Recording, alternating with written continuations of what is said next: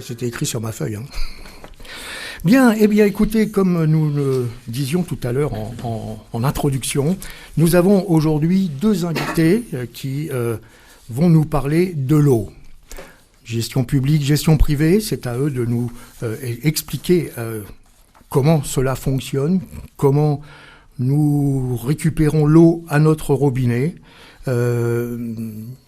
Il y a une actualité sur le secteur de Villeneuve-de-Berre et d'autres communes dans le cadre de la fin d'un contrat avec une société privée et donc une question qui se pose sur la possibilité, pourquoi pas, de passer en régie publique. Nous avons avec nous donc comme invité la co-secrétaire d'une toute nouvelle association qui s'appelle Au Bien Commun Olivier de Serres, puisque c'est le secteur qui nous concerne. Et donc Véronique Louis, je vais vous donner la parole pour nous expliquer un petit peu de quoi il s'agit dans cette affaire.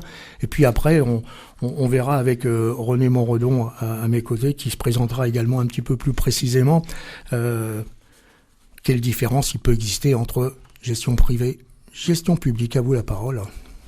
Alors je crois que d'abord bonjour à toutes et à tous. Je crois que la première chose qu'il faut dire, c'est que l'eau est un bien commun.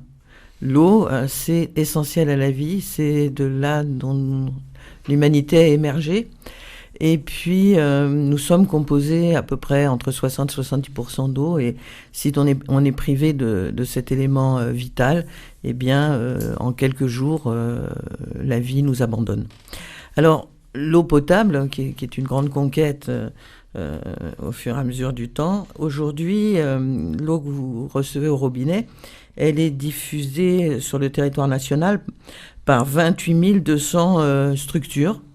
Et sur ces 28 200 structures, 21 000 sont en régie publique, donc entre les mains du public, ce qui représente 74% des contrats, mais qui ne représente que 40% de la population. Et 7 200 qui sont en délégation de services publics auprès de sociétés privées, donc grandes entreprises, ce qu'on appelle délégataires, qui représentent 26% des contrats, mais 60% de la population. Alors, ça s'explique par le fait que de grandes agglomérations ont choisi de confier au privé cette gestion. Donc, c'est bien la question centrale qui fait que est-ce qu'un bien aussi important pour notre vie, ce bien commun qui est l'eau, doit-elle, au fur et à mesure du temps, passer entre les mains du privé, amener à la spéculation, qui risque d'arriver beaucoup plus rapidement qu'on ne pensait, compte tenu du réchauffement climatique. L'eau va devenir une denrée extrêmement rare. Et donc, si elle est mise sur le marché, si elle est soumise effectivement à une certaine concurrence, on connaît ça très très bien, eh bien après, il va y avoir des questions de coûts et donc à certains moments probablement de pénurie pour ceux qui ne pourront pas payer. Il y a eu une mise sur le marché au niveau de l'eau, une mise sur le marché boursier. Récemment, j'ai entendu... Alors, effectivement, c'est une première. C'est arrivé le 17 septembre 2020. L'eau est entrée en bourse, comme on dit, chez les capitalistes, en Californie. Ce qui veut dire que la bourse de la Californie, c'est le deuxième plus gros marché financier aux États-Unis. Ce qui veut dire que l'eau devient un produit, effectivement, de spéculation. Donc c'est quand même quelque chose d'hallucinant de voir cet élément vital, je le redis, sans eau, nous sommes morts. Et donc qui se retrouve sur les bourses internationales. Voilà. Donc ça, c'est quand même très préoccupant. Et c'est bien de ça dont nous voulons parler avec René Monredon aujourd'hui. Eh bien René, gestion publique, c'est quelque chose que vous connaissez. Pourquoi ?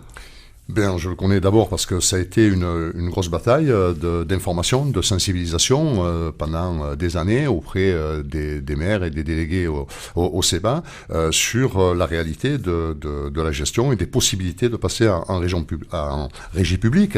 Le fait est, ce qu'on constatait, comme pour un pays de l'eau, on payait une des eaux les plus chères de France. Alors il peut y avoir des explications techniques, mais au-delà, ça nous interpellait.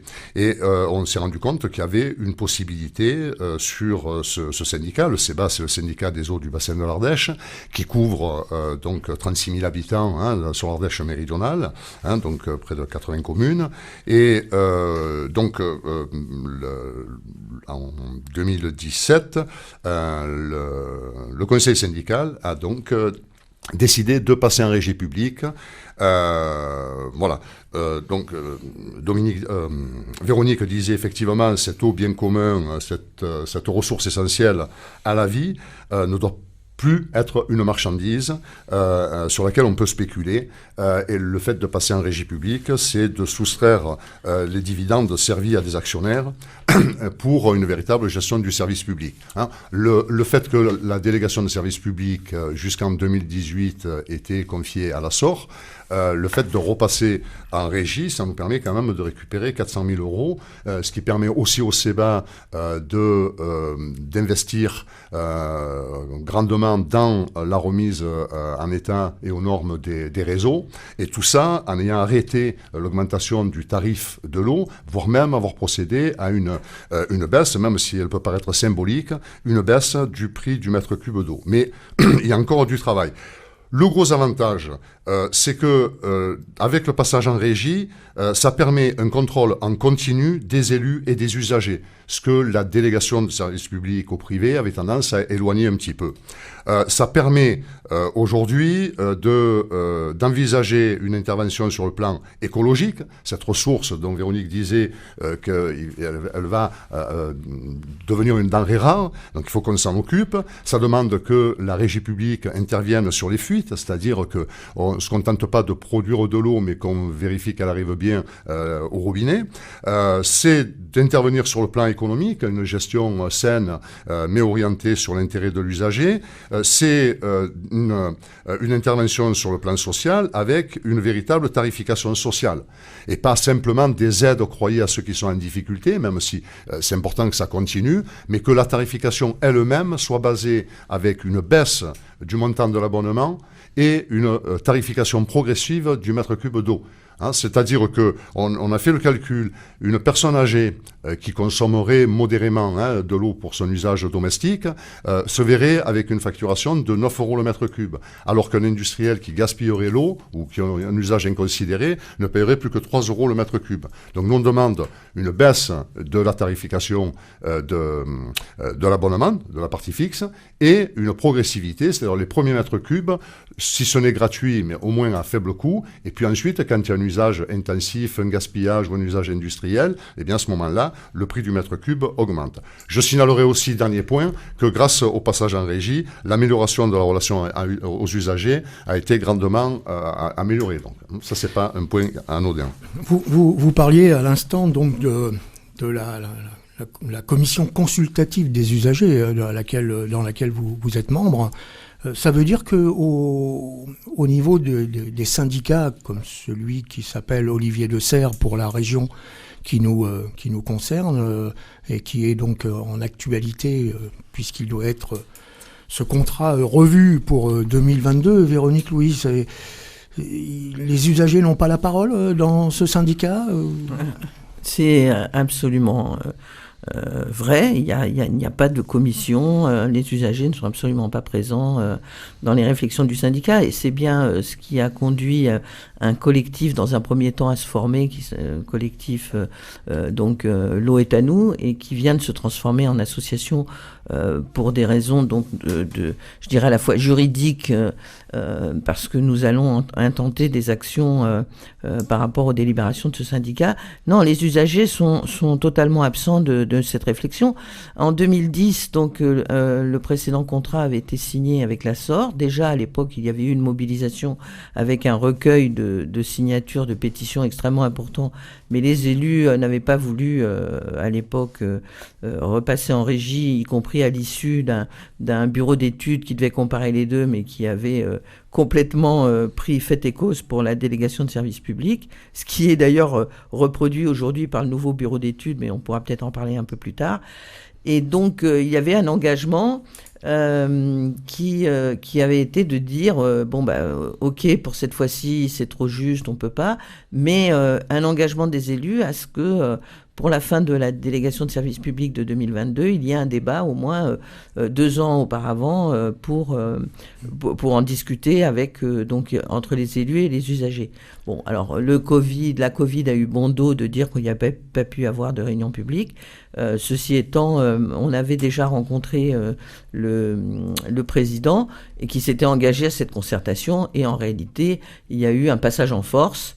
Et aujourd'hui, les élus ont voté majoritairement leur reconduction d'une délégation de service public, et donc de ne pas pouvoir passer en régie. Mais nous avons constaté des irrégularités, et donc aujourd'hui, nous sommes accompagnés par une avocate de l'association Au Bien Commun France, spécialisée dans ce type de questions, et qui a déposé au nom des membres du collectif, puisqu'on n'était pas constitué encore en association. Donc des membres du collectif ont déposé un recours gracieux auprès du président du syndicat et auprès de monsieur le préfet de l'Ardèche. Voilà où on en est actuellement. René, au niveau gestion publique, donc, puisque le syndicat SEBA donc, gère l'eau, alors que le syndicat Olivier de Serres délègue à une société privée, les usagers, on a entendu, ils ne sont pas entendus. Par contre, du point de vue usager et de ce conseil consultatif, il y a une écoute qui se fait correctement ? Alors, d'une part, je pense que c'est toujours une bataille à mener, hein, l'écoute, la prise en considération des usagers, des citoyens. D'ailleurs, je pense que sur Olivier de Serres, il devrait y avoir une commission consultative des services publics locaux qui fonctionne, même s'il y a délégation de services publics, puisque moi, en ce qui me concerne, je représente l'Indecosa CGT, Association de défense des consommateurs, au sein de cette commission donc consultative des usagers, ce qui permet d'avoir un échange, de débattre, d'avoir de l'information et d'être force de proposition. Et puis, deuxième chose, qui accroît, je le disais, avec le passage à régie, l'importance accordée aux usagers, c'est que avec le conseil d'exploitation, qui réfléchit sur justement l'exploitation des installations, de la distribution de l'eau, etc., j'ai donc été élu vice-président du conseil d'exploitation qui formule des avis aux élus en comité syndical, qui suivent ou qui suivent pas. Il y a des fois où ils n'ont pas forcément suivi l'avis, mais ça permet de rester informé et ça permet d'être aussi force de proposition et d'avancer. On a avancé sur un certain nombre de questions. D'autres questions, je le disais, sont en débat, comme la tarification sociale. Je pense qu'il faut, nous aussi, qu'on reste. Alors, il y a les batailles juridiques, mais les batailles juridiques, elles ont leurs limites et on est en face avec des gros mastodontes. Et je pense que ce qui est important, c'est surtout de sensibiliser l'ensemble des citoyens sur les enjeux qu'il y a derrière la gestion de l'eau, le fait que c'est un droit qui doit leur être reconnu, et plus encore quand ils sont dans la précarité, on ne peut pas mettre de pression financière là-dessus. Voilà. Et donc, et puis, je voudrais quand même féliciter, parce que le doute qui peut être émis par certains, c'est les risques financiers. On se rend compte qu'avec presque 4 ans de gestion publique au SEBA, on a plus d'excédents, on a des résultats positifs qui permettent d'entrevoir des investissements de remise à niveau et aux normes des installations. Il y avait la crainte de ne pas être à la hauteur de la gestion de l'eau. Or, on le voit depuis 4 ans avec le SEBA, on a des équipes compétentes, engagées, motivées, et c'était un réel plaisir, et qu'on retrouve d'ailleurs dans la relation aux usagers, mais également dans tout le travail qui est fait. Moi, je tiens à les féliciter, parce que ça, c'est pas un point négligeable. On a vu qu'il y a plein d'intérêts, hein. Donc le combat de l'association pour essayer de faire en sorte qu'on puisse passer de régie privée, gestion privée en régie publique, c'est un travail que vous avez mené depuis quelques mois et que vous espérez mener à terme, gagner. Écoute, moi, je crois que quand on mène un combat, on le mène pour le gagner. Donc là, donc effectivement, juridiquement, le vote est quand même le vote pour la DSP est quand même un peu faible. Donc on va voir, mais on continue d'essayer de convaincre. Bon, là, on a des communes qui ont reçu des représentants du collectif devenu association. On avait demandé à être reçus, donc sur la totalité des 18 communes, pour le moment, on a été reçus par 3 communes et une qui s'est engagée à le faire. Donc on va ressolliciter. Par contre, donc il devait y avoir un comité syndical le 28 juillet qui a été annulé. Donc c'est vrai que ça nous laisse perplexes puisque selon le dire du président et des membres du bureau, il y avait urgence à délibérer alors que la DSP elle s'arrête l'année prochaine en juin 2022. Donc ils ont précipité ce vote à un moment où effectivement il était impossible d'assister aux réunions. C'était le huis clos compte tenu de la situation sanitaire. Et puis là, ce comité syndical, d'un seul coup, il s'annule, soi-disant par manque de quorum. Les élus seraient donc tous partis en vacances. Ça nous laisse vraiment un peu, avec un certain sourire, en se disant que est-ce qu'il commence à y avoir un certain nombre de tiraillements entre eux? Je ne sais pas, mais en tout cas, nous, on est déterminés, les membres du collectif, à aller jusqu'au bout, à utiliser tous les outils, à se faire soutenir avec René Monredon, avec le grand spécialiste national de la régie publique l'eau, Gabriel Amar, qui a écrit de nombreux ouvrages et qui est tout à fait prêt à venir nous aider pour continuer cette lutte. Donc moi je pense qu'il faut que les élus comprennent que les choses ont changé depuis maintenant 11 ans et la dernière DSP. On a un exemple tout proche de nous qui est le CEBA, qui a effectivement fait le pas de venir en régie publique. Et puis il y a ce réchauffement climatique dont il faut vraiment prendre en compte la réalité, et que plus que jamais l'eau ne peut pas devenir une marchandise, parce qu'on sait très bien que dans les marchandises il y a la loi du marché, et la loi du marché, ça veut dire qu'à un moment donné on peut y compris créer des pénuries. On l'a vécu avec le pétrole, rappelez-vous, et que des pénuries artificielles pour faire monter les cours en bourse. Donc vous imaginez bien que je crois qu'il y a de plus en plus de citoyens et citoyennes qui comprennent que sans eau, c'est la mort, et qu'on ne peut pas jouer financièrement là-dessus. Et donc ça veut dire, et René le disait tout à l'heure, tout l'argent qui est récolté, qui vient des usagers, il n'y a pas de surprise, c'est les usagers et usagères qui payent la facture. Il y a quelques subventions par-ci par-là pour des travaux, mais c'est de plus en plus rare. Donc ceux qui payent doivent avoir le regard sur ce qui se fait et dire ce qu'ils ont envie pour l'avenir. Donc moi je pense, et si certains élus de ce secteur nous écoutent, les appeler à revenir effectivement à la raison et à regarder de manière très positive ce passage en régie, parce que tout ce qui est raconté sur le fait que la régie coûte plus cher, c'est faux. C'est faux, absolument faux. Et ça, on peut le démontrer ligne par ligne. Merci. Et d'ailleurs, pour les... mais c'est Stéphane. Mais Stéphane, il est comme ça, c'est normal. On va le garder pour ça, d'ailleurs. Pour celles et ceux qui voudront un petit peu plus d'informations, des informations complémentaires sur ce qui se passe, une page sur les réseaux sociaux, ça s'appelle Facebook, qui s'appelle L'eau est à nous. Vous tapez L'eau est à nous et vous trouverez tout un tas d'informations, y compris... une présentation qui a été faite par Gabriel Amar il y a quelques semaines maintenant sur Villeneuve-de-Berre, et donc très intéressante pour continuer et développer le sujet. Je vais vous remercier d'être venu nous parler. Je sais que c'est très très court pour pouvoir exprimer tout ce qu'on a à exprimer, mais voilà, je pense que, et j'espère que nos auditrices et auditeurs, y compris dans les Antilles là-bas, auront appris quelques particularité des différences entre la gestion de l'eau en privé ou en public. Merci de votre invitation. Merci beaucoup. Alors, on a aujourd'hui sur Fréquence Tête un programme d'enfer. À partir de 13h, vous aurez les Jardins Suspendus, cette émission qui nous est présentée par Olivier Horry, qui viendra nous faire un petit topo sur ces Jardins Suspendus. Après, vous avez à partir de 15h le Téléx. Rappelez-vous, vos annonces sont sur notre répondeur. Vous pouvez enregistrer vos annonces et vous le ferez à partir du 04 75 93 30 25. Et à 17h, à savoir 11h dans les Antilles. L'Onde curieuse sera rediffusée. Alors, comme c'est une émission extraordinaire, quand vous êtes en métropole, vous avez le droit de l'écouter une seconde fois.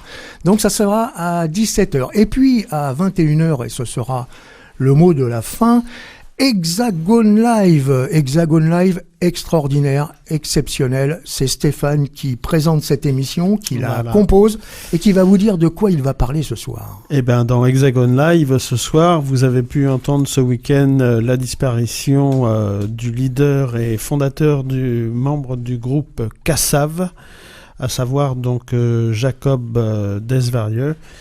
Et donc, ce soir, on va écouter Cassav, un concert qui a été enregistré au Zénith en 1986, où c'est juste avant leur explosion avec le titre Scie et Bois, et on passera donc cette petite heure entre 21h et 22h pour les Français. Et puisqu'aujourd'hui on est à l'ère martiniquaise, ça sera juste après le moment de la sieste vers 15h. Voilà, ce soir, Cassav sur Fréquence 7, 15h, entre 21h et 22h. 15h, heure antillaise. Merci de votre écoute. Merci Véronique Louis, merci René Monredon, merci Steph. Et merci puis on se retrouve ce soir à ton émission. Merci. Et la suite du programme, on redonne le micro, le casque et tout ce qu'il faut à Sylvain, qui est toujours derrière les manettes. Il nous a pas quittés. Merci Sylvain. Mais de rien.